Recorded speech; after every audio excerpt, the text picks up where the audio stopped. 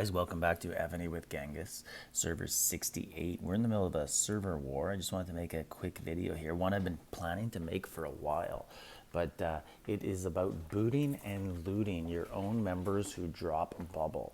So as you can see here, this is a guy here and a couple of his family members that were sitting beside him, and the main guy right here, he dropped a bubble, and enemies are going to come and take the resources. So as you can see here in the battle logs, all right, you look up here and right here, right at the bottom, this one here, you can see, and then all over the next few hours, you can see the guy right beside there, Dirk McGurk. He is a 8 billion player, so he doesn't have to worry during server war. He could just drop bubble and just take these guys out. No one's going to hit him without consequences for themselves. So it's safe for him to do it during server war.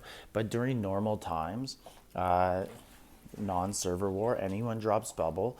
To be honest, the difference between successful and unsuccessful alliances are those that are willing to boot and loot. There's lots of other things you can do, but the alliances that tend to do everything right tend to boot and loot their own members, because if you don't, another alliance is going to come and take those resources. You're better off keeping those resources in your own alliance, and then you can send them back to that person when they get online, and it helps them rebuild. The choice is easy.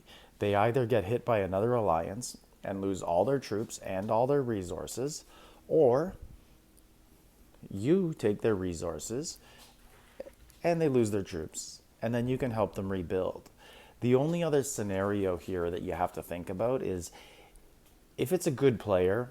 Sometimes this does happen, right? It happens to everybody, not just good or poor players, and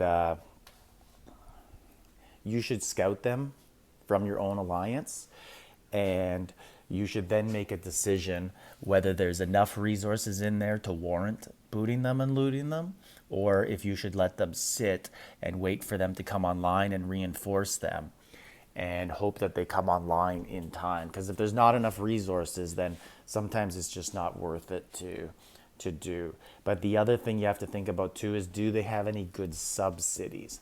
Once you kick them, you no longer have the ability to see where people are attacking them and going after their sub-cities.